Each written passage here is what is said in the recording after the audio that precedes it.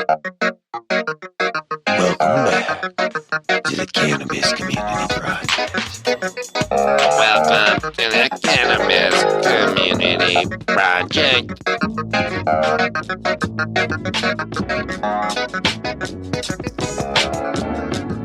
Herbbox is an independent, organic company bringing style and class to the cannabis community with an exquisite, superior, handcrafted, medical, and recreational container for the consciously cultural professional and the stiletto stoner. Visit our website at herbbox.com.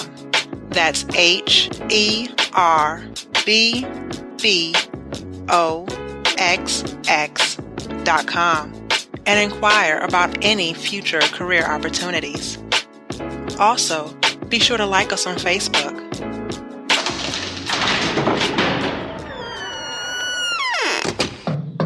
Open up, Colorado. It's 420. Time to grind and burn. This is not your son's stoner show.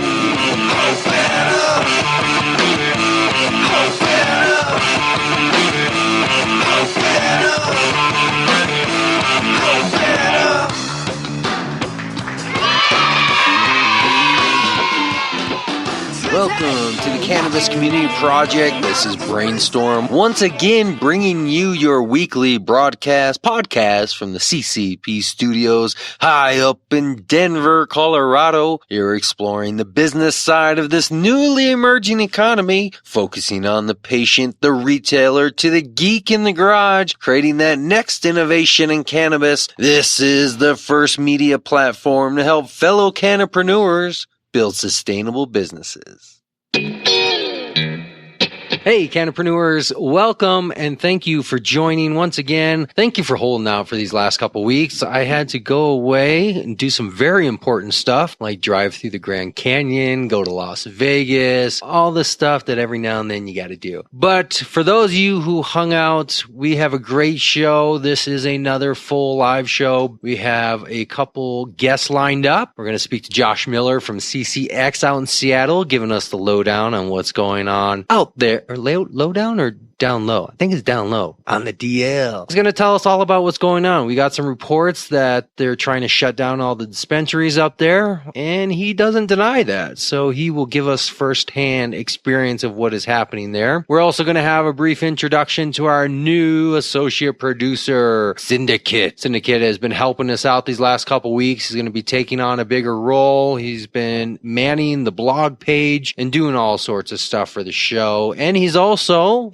raised some money for the show. You know, speaking of raising money, for those of you who haven't heard by now, I have an Indiegogo campaign out there. It's a crowdfunding campaign trying to raise a few bucks so we can get some more equipment, buy some passes into some events this year, and make sure we have some proper marketing, apparel, and materials. So honestly, if you're listening to this show, I mean, the minimum donation is like $9 and it goes from there. There's a lot of cool stuff. I know there's a lot of you listening. I know a lot of you support the show. Please support us so we can continue doing this. Indiegogo, Cannabis Community Project. And of course, it's all from the webpage, social media, and everything else. We have a lot of shows that we're lining up over these next couple weeks. And we also have the blog page that's going to accompany most of those shows now. So we have a text form going with the audio form. Our YouTube channel is going to be vamping up. You know, I've had 4 individuals contact me this last week who want to be part of this show. We're going to see how they work out. But this show is growing and you can be part of it too. You ever wanted to be part of a podcast? You ever want to be part of the cannabis industry? You like business? Well, you can merge all those together right here. This is the show to do that. We can do media, we can do cannabis, we can do business, we can do it all, and we can be at the forefront of what's happening, not just here in Colorado, but nationally and worldwide. Cannabis Community Project is your show.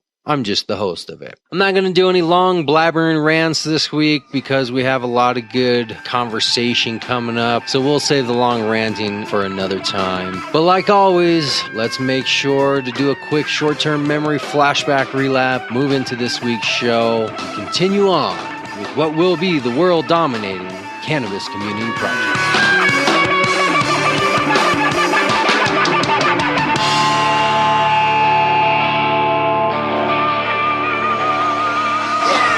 Thank you, community, for joining us once again on the CCP Radio Show.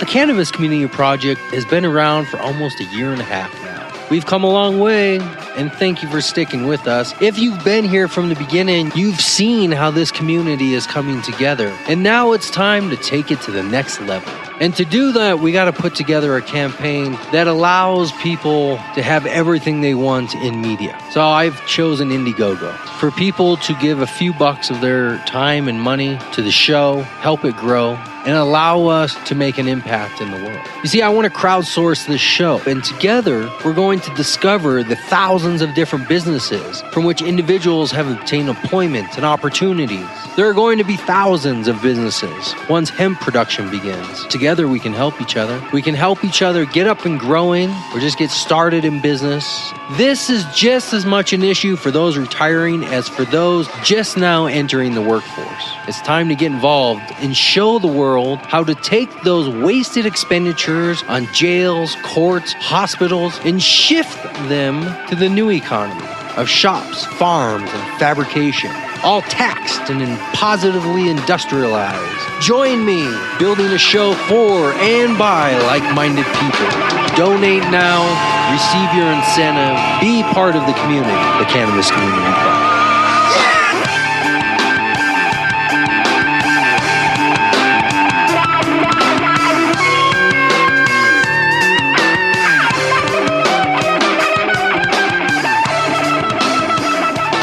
If you have an idea, a business, perhaps just some thoughts about cannabis, contact me. I want to hear from you. I want to discuss these issues: health, food, music, growing, technology, business, everything else.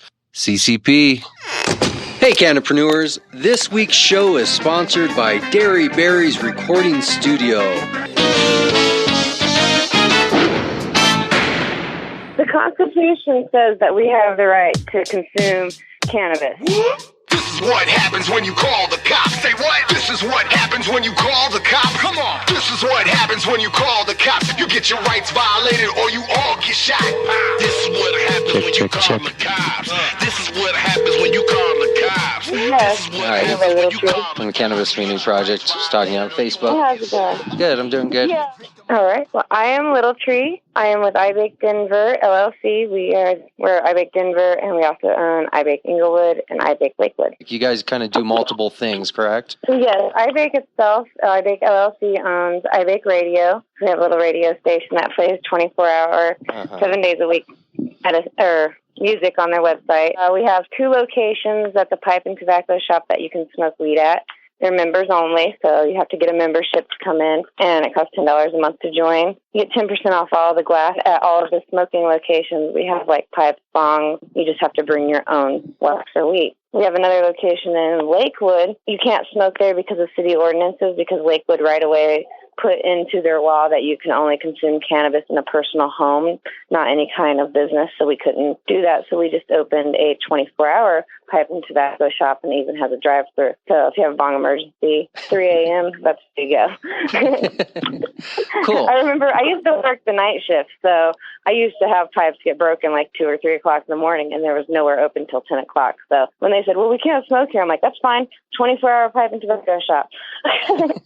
Excellent. So a lot going on. And what I saw the other day was a post on Facebook talking about the city. Is it the city of Denver or Inglewood? Who is it? It's Inglewood, actually. Inglewood. Okay. So they're sending you letters. What specifically have they done up to this point? Well, what happened is we went in and we were very upfront and honest when we went and got the license to open, because you have to get like all your little licenses to open your business. And we told them this will be our second consumption location.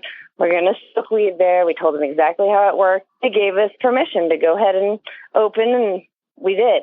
And then within 2 weeks, if not sooner, they had an emergency city council meeting that one of our awesome members noticed that they had called this emergency meeting about the cannabis consumption clubs. And we're like, oh, so we should go down there. And they had expressed that they had a complaint from the restaurant next door that they could smell weed. So But by that point, we had already put over $10,000 into ventilation, and they had a problem on their side of their wall, which was the whole problem. We paid ourselves to get that all fixed. So we made it so the restaurant next door has no smell issues at all, and they're all friendly with us.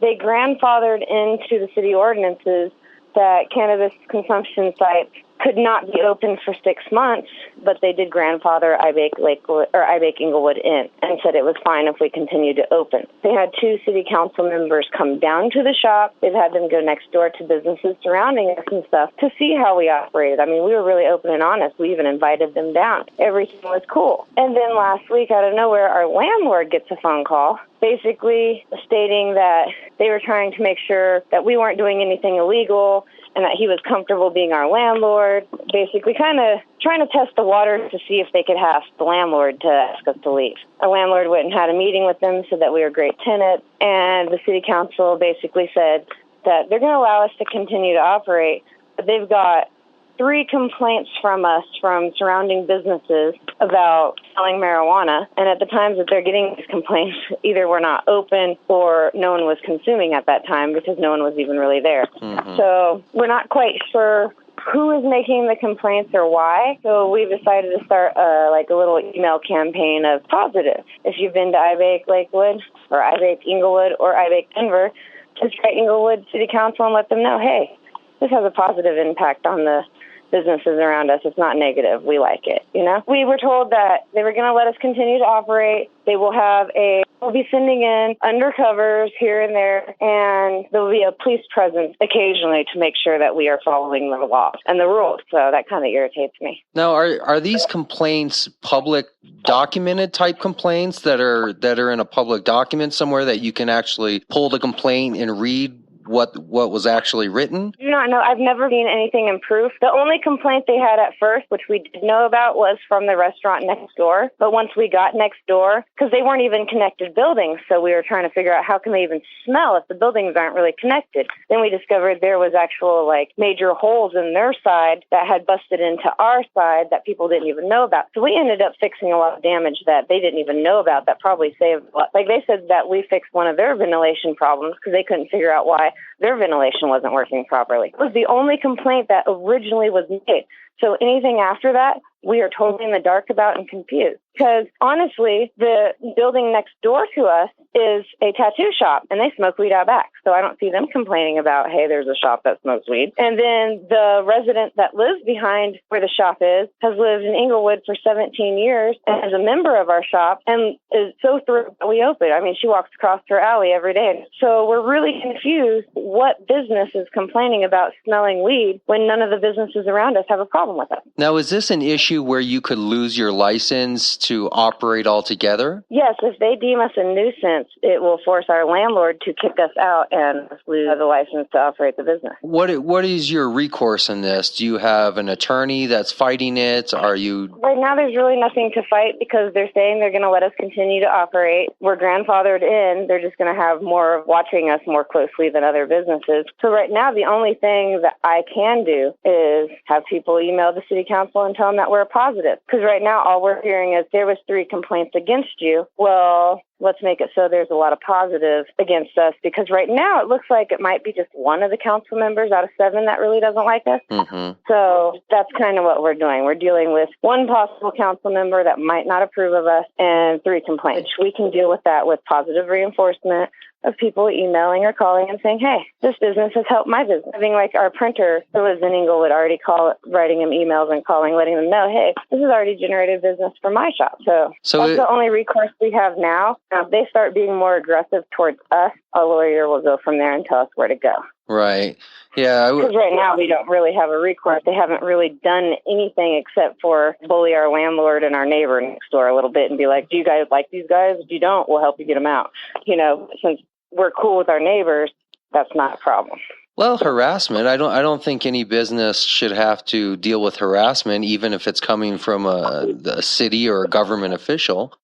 Standard protocol for government to just harass businesses. Exactly. That's the one thing. We're documenting everything. So if the harassment does consent to or discrimination, I mean, like I said, there is literally a tattoo shop next door to us and a couple bars across the street. I don't see city council members and local authorities going into their shops just to make sure no illegal activity is going on or no underage drinking and no underage tattooing. They're leaving them alone. All right, what is the legality here? Is this the city of Inglewood specifically giving this permission to have a smoking lounge in Inglewood, or is this a state, something from an amendment or a constitutional thing? The Constitution says that we have the right to consume cannabis.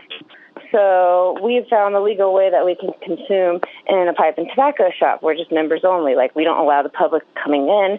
So therefore, since we don't let the public just come in and chill out, they have to be a member to come in. We're not a public place, Right. so we're not consuming in public. So we're already following Colorado constitutional law. But it's Inglewood themselves that had no problem until they got a couple complaints. The city council of Inglewood is the one who's doing all this. Mm-hmm. Who's giving us the problem. So if Like, they have... we've been open in Adams County, the iBake Denver location on Washington. We've been open there for almost 2.5 years, and we've never had any problem. Right. Never. Yeah, I mean, I actually have a cigar shop right around the corner from where I live, where every day when you walk by there, there's a group of people sitting around smoking cigars. That's a public store. Anybody can walk in there. So I'm not really sure if they, become more aggressive where they're going to actually go with it. So, I mean, I guess if they send undercover cops in, they're having to come in as members, right? They still have to sign up. And Yes, they have to. They've shut down multiple shops this way. Like, they had POTUS. Yeah. That was shut down because of the undercover cops who came in and got a membership and all that kind of stuff. So we're used to, I'm sure iBake Denver has had multiple undercover cops coming in there. The only difference between our shops and a lot of the other shops that I've got closed is we do not allow any kind of cannabis sales at all. Right. Not for donations, not for exchange, not for caregiver, nothing. So that's their big thing. So they're just coming in to make sure, one, we're not allowing people to sell weed there. Right. And two, they're going to be going into businesses surrounding us to make sure we're not making families smell weed. Right. And that's only their big concern right now. Right. So it's a bring your own type setup. It's a private club, bring your own, consume on premise, inside a facility, and then all you have to be is 21, right? Yeah, you have to come in, you be 21, show your ID to prove it you're 21. They have a membership form that you fill out that has name, birthday, talks about what the membership included, and various little marketing things. And then you pay the $10 for the month, and then you're allowed to come into all the iBake locations. It gives you 10% off all of the glass at the cannabis consumption sites. It lets you use all the bongs and rigs and papers. There's always complimentary papers out and that kind of stuff. So, what are the operating hours? We're open noon to midnight. Okay. Monday through Thursday, and then 10 a.m. to midnight on Friday, Saturday, and Sunday. And you have 3 locations currently? Yes, there's 3 locations. So aside from somebody not being 21, what other way could you possibly do something illegal with this type of setup where the city could, revoke a license or deem you a nuisance? Like if we allowed cannabis sales or donations there. Oh, okay. The fact that it's bring your own cannabis or bring your own wax is what is making it so that we are operating legally. Okay, excellent. Yeah, I'll definitely have to come down and check it out. You tell them where you're from and everything. Cool. So from this point on, what are we trying to get people to do? Send emails, make phone calls? Yeah, letters, emails, phone calls, saying positive things about iBake Inglewood to the City Council of Inglewood. And that's basically what we're needing the most of right now, is positive reinforcement. Information's up on our Facebook pages. It's iBake Denver, iBake Inglewood, or iBake Lakewood. And it's on our website at ibakedenver.com. Excellent. Well, let's hope hundreds and thousands of people send those letters, because I would love to flood them with positive versus 3 negatives that they've heard. Yeah, definitely. I mean, we definitely need more areas that people can go to consume, whether it's public or private. People are just fighting against that tooth and nail. They just don't want to let it happen. So you guys have to fight for everybody else. It's kind of the way it goes. But if you're successful, then other people will be more confident in opening places, and then very quickly there'll be no way cities, local or bigger, statewide, can harass businesses. So let's hope you guys are successful in this, and encourage everybody to check you out at the websites and the Facebook. get those emails and send them out to the city council members. Awesome. Very That's good. what we need to do. Thank you so much for having me on today. Excellent. Well, I appreciate you explaining this firsthand. I know a lot of times posts kind of get lost on the Facebook wall, but I think it's an important enough issue that people should hear about, especially locally, what's going on. So I appreciate you taking the time. Thank you. You have a great day. Thanks, you too. This is what happens when you This is what happens when you call the cops. This is what happens when we happen call when you all get shot.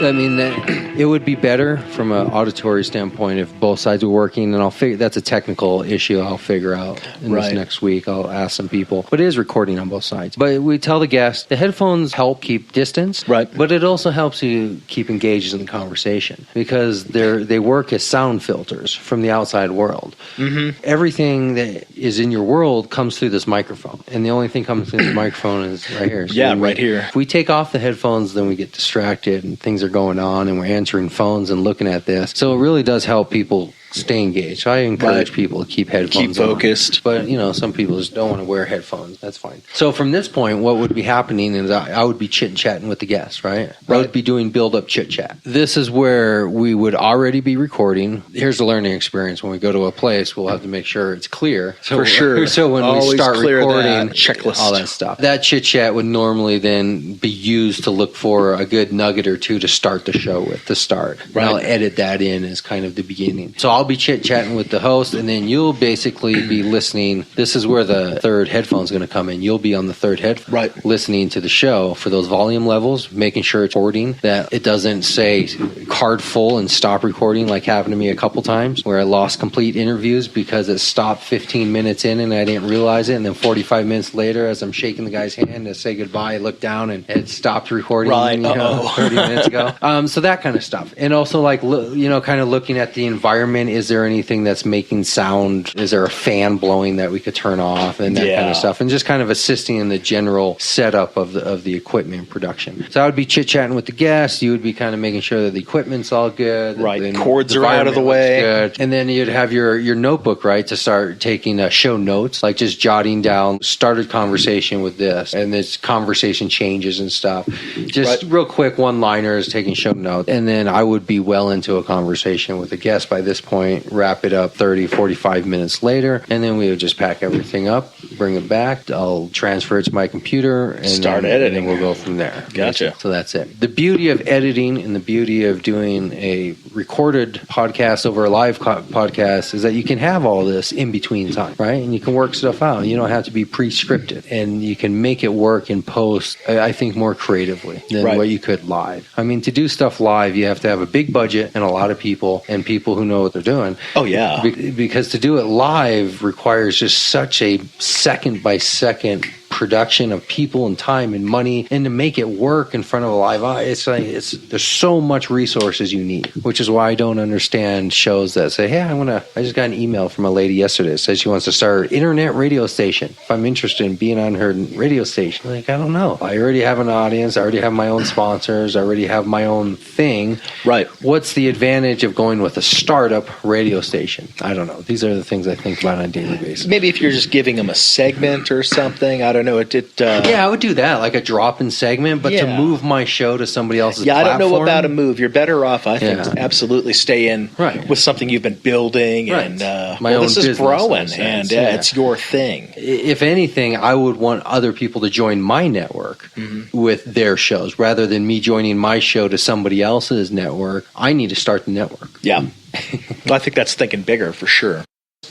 I've just chit-chatted with you for a good 5 minutes with some conversation that's built up to a point. So at this point in a show, after about a good 5 minutes of chit-chat, knowing in my head I'm going to edit that down to maybe a minute or less, take the best of that last 5 minutes exchange of just kind of blah, blah, blah, blah, blah, blah, find the best minute, and then I'm going to go into a more formalized. So we're sitting here with a new member of the CCP community. I don't know if he wants to use his name or not, so we'll just call him Syndicates. Welcome. Hello. Thank you. My turn. It's your turn to talk. It's your turn to talk. Excellent. So CCP has been growing and changing over the last few weeks, months. People have maybe noticed that we've taken a couple weeks off. And yes, it is true, I did go on vacation, but it was not a vacation without work.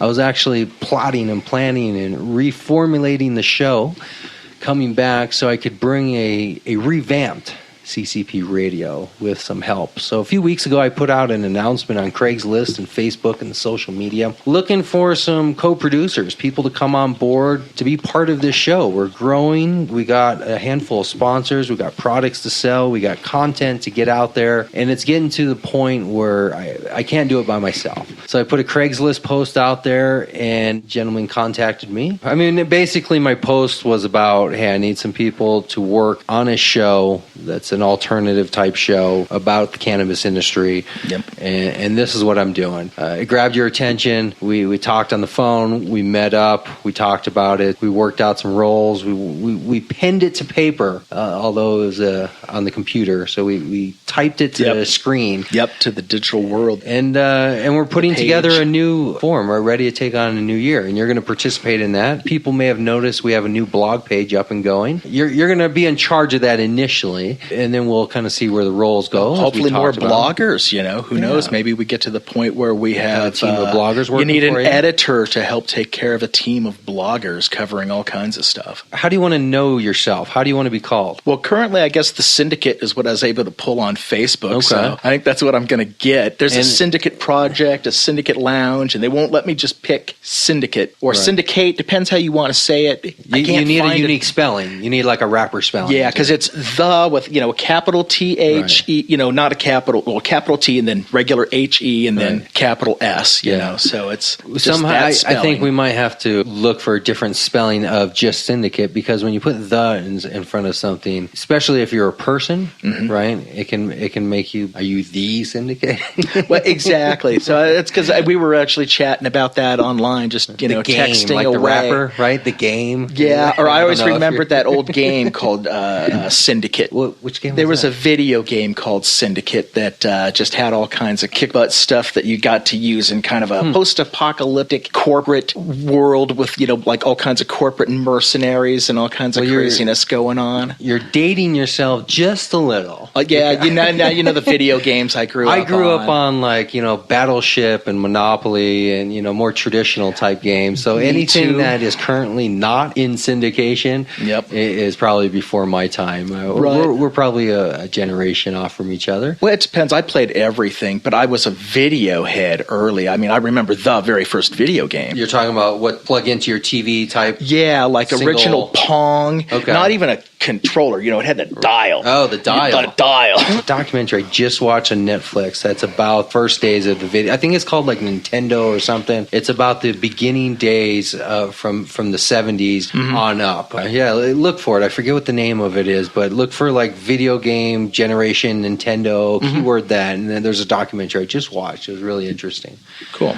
So we're learning a little bit about you because you're gonna take over a content role of the show. So I guess we should know a little bit about you since you're gonna have a direction of where the blog page. And I call it the news blog page, and I want to keep those terms together. And there's a reason for that. I don't want to call it just a news page, and I don't want to call it just a blog. Right. I want to make sure it's representative of everything a blog is representative of, and everything a news source would be representative of. Combining those together. So I want to call it the Cannabis Community News, which is a news blog. That's the official domain, www.cannabiscommunitynews.com, and it is a member affiliation of CCP, Cannabis Community Project. We're all one big happy family here, growing, trying to do everything we can to represent the community, not just from business to patient, but in different media forms. We got the show, which will always be the base of what we do, the podcast here, but we're going to expand into text. We have a syndicate here and maybe some other individuals that will come on in that realm of things. We've already talked to Scoop. You guys know him. He just finished a video for the crowdfunding campaign, which looks good. So thank you to him for spending the number of hours he put together in relatively a short amount of time, 72 hours, more or less. Really? Yeah. Maybe less than 72 hours. But he put that together. Thank you to him. And who knows who else will come along. But this is how we grow the show. This is how we grow the Cannabis Community Project. Although many people have been correspondents and many people have worked in various parts on the show over the last year and a half, you're the first person to actually say you want to dedicate time exclusively on a daily basis to work as in partnership of the show, which makes you a little unique than everybody else who's been on the show before, because everybody else has been a contractor or independent contributor or somebody who was just a correspondent or doing a segment or two. Mm-hmm. But you're the first person to actually step up and say you want to be part of CCP. So let's learn a little bit about you. Why don't you start from the day you were born? No, not really. No, give us the bullet points.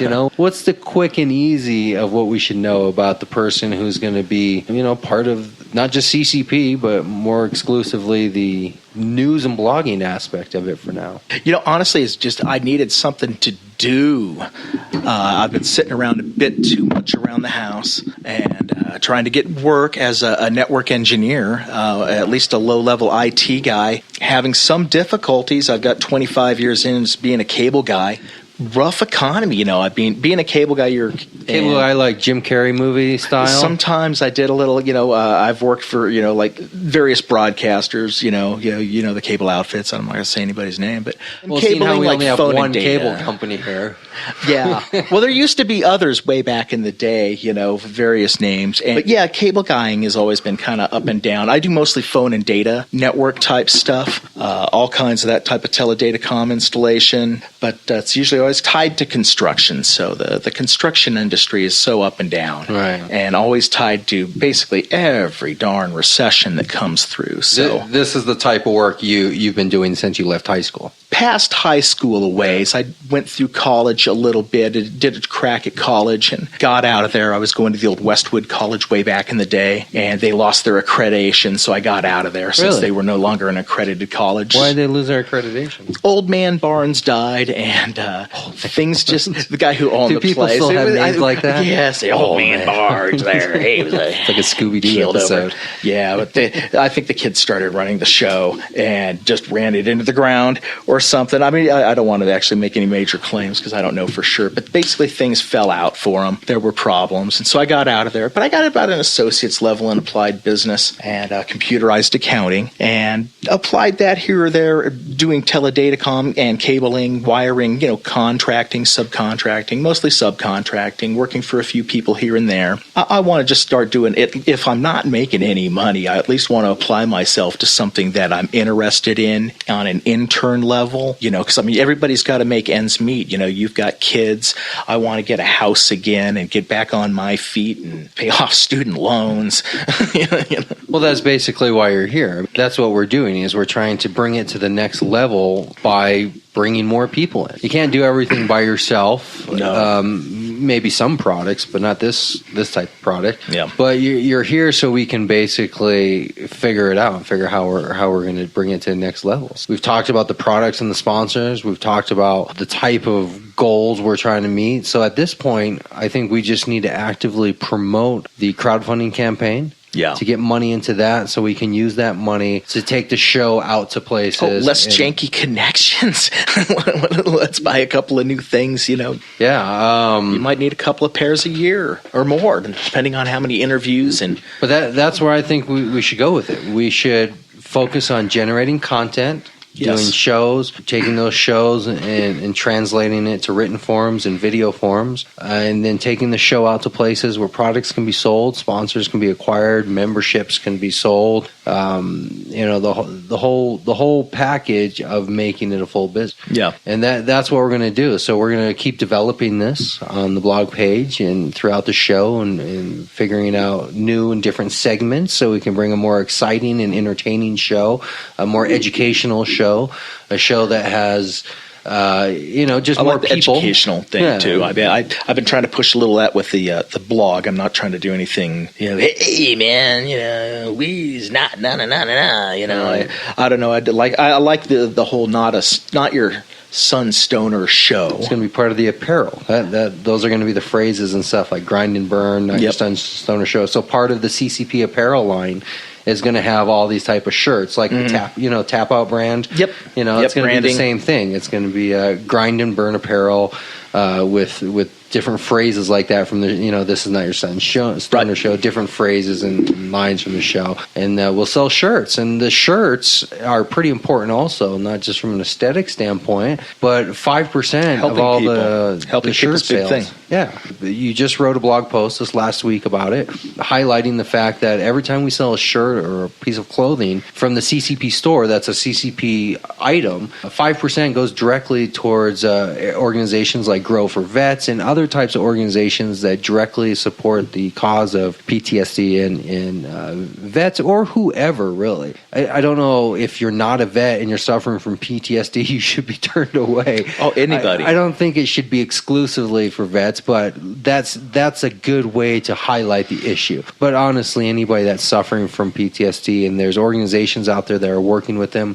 people don't know it, but there's handfuls of people committing suicide every day because of it, and the numbers seem to be going up. A lot of them are vets. Yeah, and the number seems to be going up, and there's not a lot of talk or research about it. One of the ways we thought we could make a contribution and kind of, make both parties gain something. I mean, charity is one thing, but charity can also be given with a mutual beneficial reason. We sell shirts that has our brand on it and gets our name out there in the world, and those organizations get money as a result of those sales. Yep. It's a win-win situation.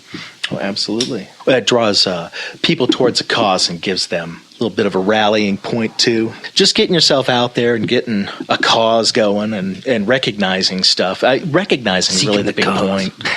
I'm actually kind of a little vegged right now. Are you? How are you feeling? You just took some, what did you take? You just took a gummy. Was it a mouse? That was from Mouse's Edibles. That was a gummy that we split one. We split a 200 milligrams. So we took about 100 milligrams each of a gummy. What is your experience? This is the first time. Have we ever met before? Yes. What is your experience from this gummy? You've never taken a gummy before, right? No. I've done, various edibles. Right, but this specific brand that I just gave you. I've never. How long ago was it? Well, we did 40 minutes 40 pre-talk minutes before now we it's been erased at least it. 20 minutes? 30? 36. You have a good sense of time.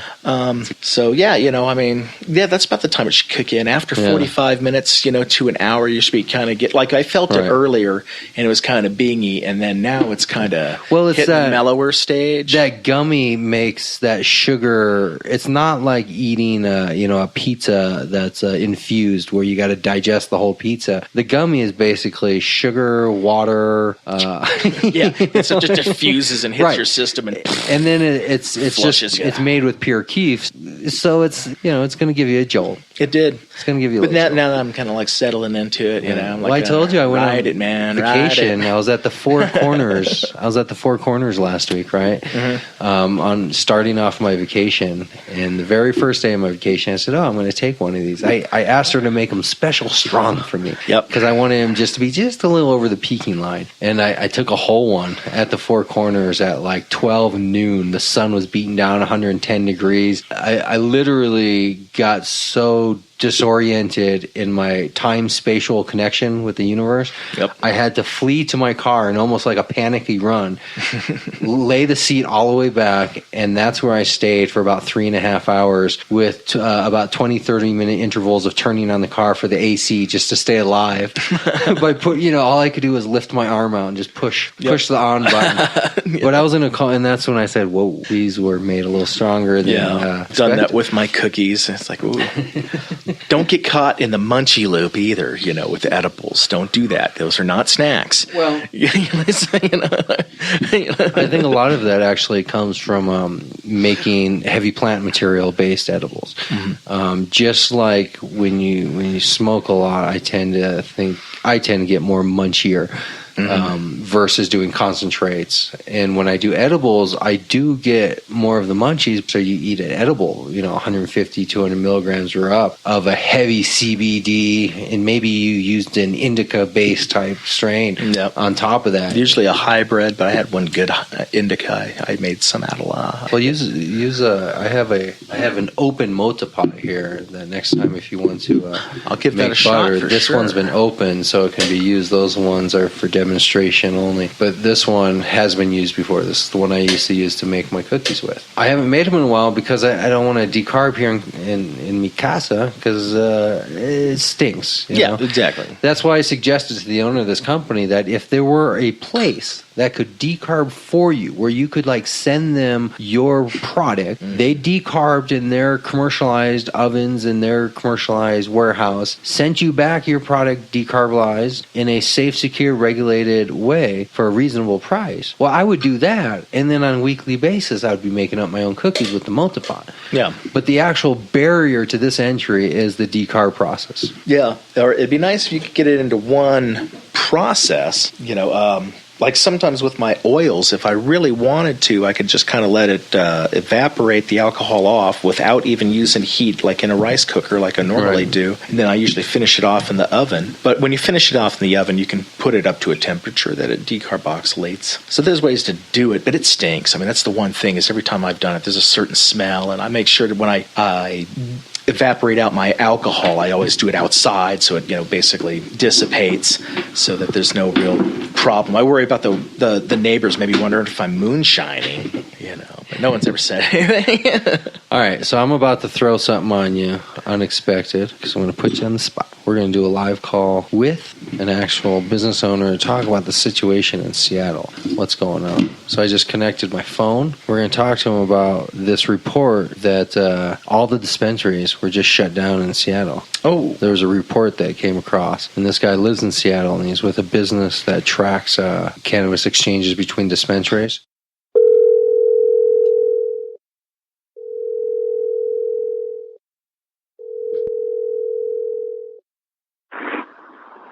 Hey, how you doing, buddy. man? What's going on, man? How you doing? Doing good. Doing great. Yeah? Where are you at? I'm in Seattle. Right now I'm outside of my porch, but I'll probably go inside at some point, just make sure it's not too loud. But yeah, beautiful day, man. The sun shines here all the time. I don't know what people are talking about. Yeah, Washington's becoming a little more like California. California's becoming a little more like Arizona, and I don't think any of them are a good thing. So we'll see.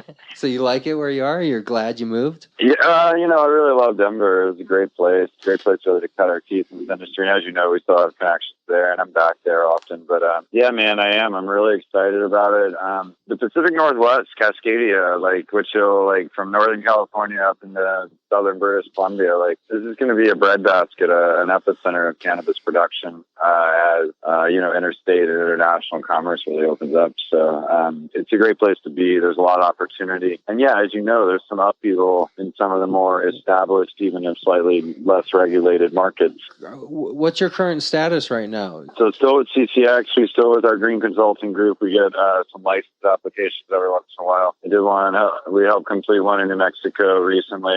We may have some Maryland work we're discussing, as well as some other. Otherwise we found some really great people to hook up with here because of people that we serendipitously met last summer as Mazi Armameni, my partner, and I were traveling around in Washington to really test the waters and see if we could do business here. We met a lot of really great people, and one or two of them especially, even one guy, Jedediah Haney, who lives with us now, in the central side of the state, on the east side, where there's a lot of pushback even to 502 compared to medical, where there's pushback there as well. There are people just trying, like in Colorado, to ban cannabis sales, cannabis production or processing within their either city limits or their county borders. And like in Colorado, there isn't the language there for them to do that. So it's interesting. But anyway, we've met great people. We're working on a formation committee. I'm part of a formation committee for an agricultural commission, an agricultural cannabis commission for the state of Washington.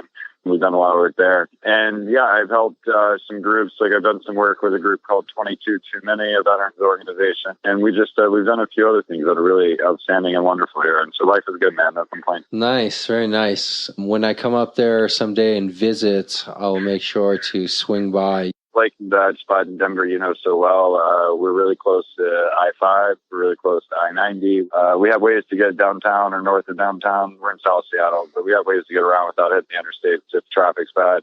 It's really cool. We got a great space.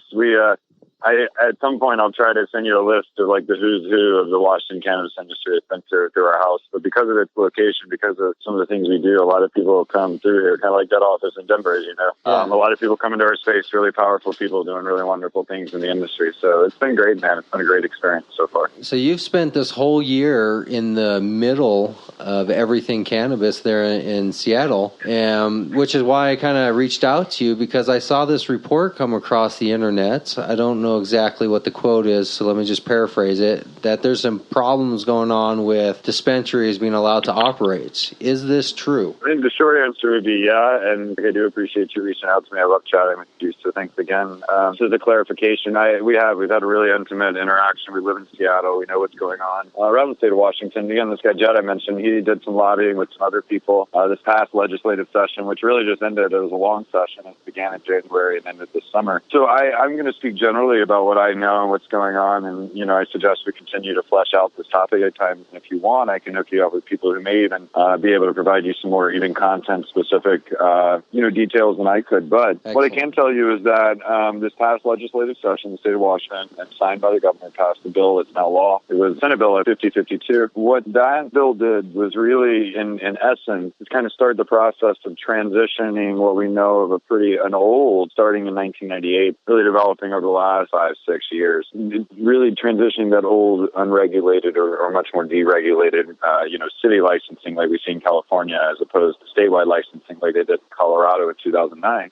This law really seeks to transition that old system into a much more regulated 502 adult use system. There's 2 bits of rulemaking that are going to go on after the passing of law, and they're going to happen over this fall, something we should watch. And then I think by November, it's just supposed to be finalized, so we should see what's up with them. But one of them goes through the Liquor Control Board, and it is to flesh out from the law the processes by which people who operate medical operations currently will have an opportunity, a very strict opportunity, but an opportunity to get licensed either as retailers of medical grade product, or potentially there's some production and processing opportunity too. The law is pretty bare about what it requires, but it does speak to a few factors like a date of operation, whether you paid your taxes, and 1 or 2 other things I can't name for you right now, sorry. But those factors are going to be determinative in this LCB, the Liquor and Cannabis Board, now named rulemaking process that's going to define the pathway for medical licensees to potentially participate in some type of quasi-adult use medical system under I-502.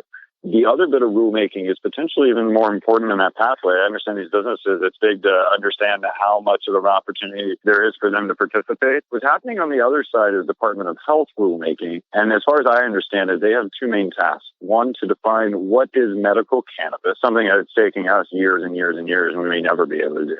And two, what classifies and what type of products and what are the regulations behind the products that classify as medical grade products that can be sold in these stores, either existing 502 stores, so adult use stores that can get a medical grade license and they can sell and advise, I think, on some of these products, while also taking advantage of at least a sales tax-free purchase, though I'm not sure it's totally tax-free, and I think people will probably have problems with that along the way. Frankly, the Department of Health rulemaking is so important because the definition of medical cannabis is going to be really integral to what is allowed as medical cannabis products. What do we know of the future of medical cannabis in the state of Washington, at least for now? And I think it's going to define so much about who's going to be able to do business medically in Washington on the other side of this. With all that said, I think this is going to make the passage of this law, as well as a few other things that have happened to suspend outside of it, is going to make people have a really serious conversation here in Washington about what is the place and power of medical cannabis in their society. And they've had it in some form for a while. And I know there's people that find all kinds of therapy, go to shop that provide them all kinds of therapy. And,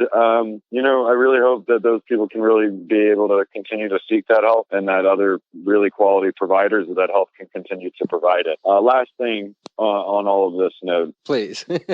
Yeah, no, absolutely. Because that's a lot of information to take in. And as you were laying it all out, sorry, cut me off, man. As you're laying it all out here, I'm thinking, how are people going to understand what's actually happening here? Because this is a pretty significant event. If it can happen there, I mean, my God, it could happen literally anywhere. And what a backstep to take. So it's kind of a scary situation that doesn't seem to be getting a lot of attention. So I'm glad you're able to bring it to light where it doesn't just get washed away on a Facebook post, where somebody sees it and then it's gone the next day. You're actually able to bring it out, but it's just shining light on the fact that it's complicated and so much. I think what I'm going to have to do is check back with you every week to give me a little nugget of digested what's going on so people can actually understand it. Let me give you two, if they have to be parting thoughts for now, because it's a lot to digest, and that's fine too. The first thought is what's really happening here. At least as it relates to that article you posted, which for the audience, it's an article about specifically Seattle medical marijuana dispensaries being shut down. There's a guy that's part of an organization that I attend their meetings who gave us some insight kind of before that article came out about what was going on. And it was this. The city of Seattle has licensed to do business, about 100 businesses they had counted. And actually, by the time they started counting to, I think shortly after they stopped counting, 5 of those people shut themselves down. Then the city of Seattle, not to be confused with the production tiers for adult use, the city of Seattle created their own 3-tier system to shut down cannabis retailers. Here's what I understand of that tiered system is that sometime in July, right around now, or maybe just shortly after, they're going to shut down the first tier of businesses. Those are people, as I understand it, that were selling cannabis, people under 21. Now, I think that directive comes somewhere from a federal power potentially to the city of Seattle, and yet it's kind of problemsome because for the longest time, medical cannabis in Washington has been available to card holders who are 18 to 21. And so businesses who knew that was coming, I think, were stopping to sell to people under 21. The first tier are really people who sell to people under 21, even patient, and anyone who sells to anyone without a card, anyone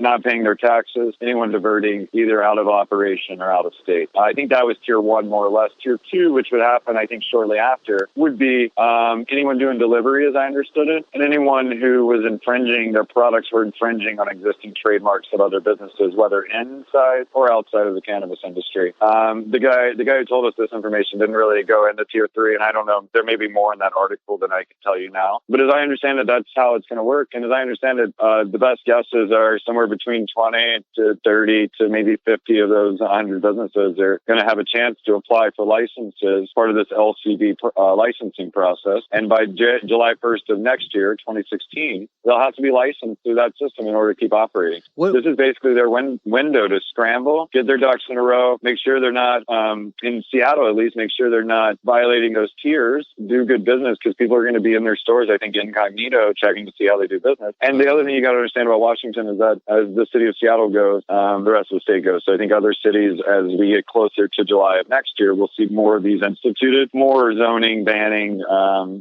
ordinances and other commission acts at the county level that will do things to, I think, start to regulate medical on a larger level. Last thought. Colorado really did. I have no value judgments on who's better, Colorado or Washington. I love both states. Colorado did itself a really big favor by licensing on the state level medical cannabis businesses on the state level again in 2009 or 10 or whenever that happened, a few years ago. That's important because, one, when federal prohibition goes away, it's going to be left up to the states first to enact and regulate. So that state licensing system was really important. It was extra important because when adult use came in Colorado, those were the first people who could apply for licenses. And they basically got what you could call a one-year monopoly, but it was basically they were the trusted people allowed to do business. And because of that, Colorado was able to start quicker and really have a smoother start, even though I think Washington had more forethought with the edibles and having to individually prove each of those products as opposed to just loose regulations. Regardless, Washington's medical businesses did not have that same does still not have that same statewide licensing through cities for business licenses. The taxes, it's vague to which ones you should pay and should not pay. Last note, in 2011, there was a chance, and the governor, I think, vetoed for more, I don't know all the reasons, I would imagine they're more political, but vetoed the best chance for that to happen before adult use came into play. And it didn't happen, and frankly, adult use started, people made money, and then instead of viewing the black market as their competition, they viewed the medical businesses, and they tried to shut them down. Some of those people may be doing good business, some may not, but they got attacked as a whole, and that's really what's happening here. And I mark my words, in places like Oregon and California, if those people don't watch what has happened in Washington closely on the medical side, they're going to make the same, in ways, a big mistake that Washington made. So I hope they're watching. There's a lot going on here. It's really something I can't explain to you even in 2 hours. But I would love to give you this much to digest for now and then come back to me in a week or two with questions, and we'll do this again, man. And absolutely. Absolutely. I'm going to take you up on that. And you made the mistake of giving me your new cell phone number. So I did. No, I want to talk to you, man. You're one of my favorites. Guys, audience is one of the best people I've met along the way throughout my cannabis time. It's really a joy to be around. Great work with this show. I think you're doing great stuff, man. So keep it up. Well, thank you very much. I appreciate it. And it sounds like we'll be in touch very soon because I want to keep on top of this, and I want people to keep on top of this. This could be one of those silent little actions that, butterfly effect, that all of a sudden creates some bigger waves in the ocean somewhere. I appreciate your time. It. Hey, no problem. Last thought on that one. Your timing is really perfect. This is the early parts of all this. It's going to happen over more or less the next year. So I can be your man on the ground. I want to hook you up with some great people who will also be on the ground, and we'll kind of try to keep you updated with what it at least looks to us like is potentially going to happen with rulemaking and what we think the future of all of this may hold. So happy to update you, man, and your audience. Yeah. All right. So your timing's perfect. We'll do it. All right. You just nominated yourself. Josh Miller from CCX will be our man on the ground in Seattle, Washington. Give us your contact information, all your stuff. Give me Josh at Canna Exchange, CANNA Exchange, EXCHANGE.com. Josh at CannaExchange.com. Hit me up with an email if you have any questions. We'll be happy to talk to you all. Excellent. Very good. I appreciate it. Say hi to Moss out there, and I will. We'll be following up with you very soon. Appreciate it, buddy. Hey, you too. Peace. Good. Well, there you go. That was Josh Miller from CCX and Green Consulting Group. Former sponsors, good friends. They actually were involved in the skunk box here that I just showed you as one of the products, right? But cool. Well, we'll be getting some updates on this situation. Let's keep on top of this news story from a news perspective. That might be good to check. We don't have to be Walter Cronkite or Yeah, but I mean, just to check up. But at we least, don't have to be Peter Jennings either. Yeah, you know what I mean. Checking up on as things come in. I'm sure he'll probably even be like, hey, guess what happens sometimes? Yeah. If he's right. Well, he can report on what's going on, and then maybe you can regurgitate it and maybe find out some more stuff on the internet and put together some posts. Yeah. We'll keep you up on that. Were you able to catch the full understanding of it? I would want to listen to that over. That's why you're talking about the editing process and why you definitely you might.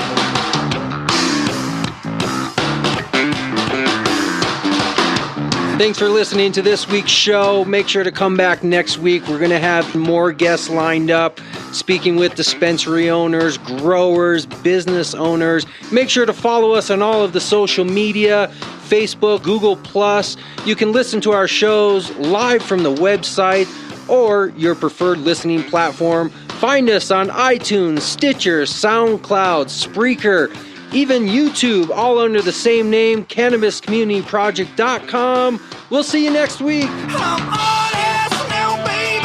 You're caught honest. Be afraid, 'cause we're coming for you with all we got. Might not seem like much, but there's a lot of us. Anonymous got secrets that's begging for a WikiLeaks and discontent. With CEOs and cherry picking all the profits procure. Still they want more. Don't be surprised when there's a knock on your door.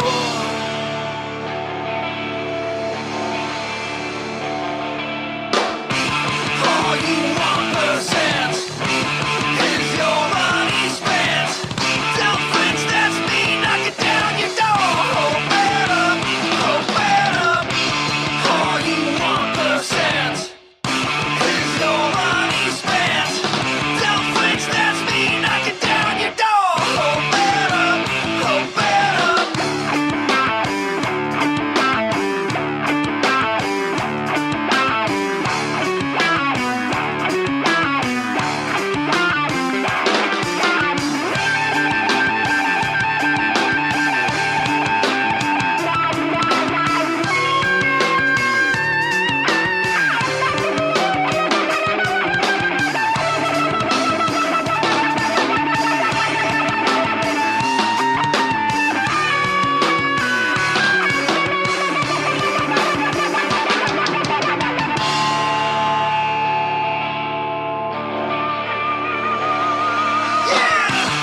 All you want percent is your money spent. Tell friends that's me, knock it down your door. Open up, open up. All you want percent is your money spent. Tell friends that's me, knock it down your door. Open up, open up. All you want percent is your money spent. Tell friends that's me, knock it down your door. Open up, open up.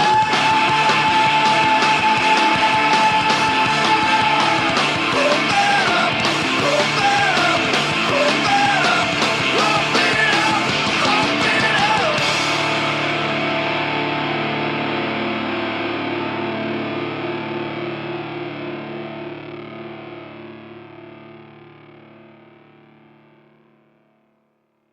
And what I saw the other day was a post on Facebook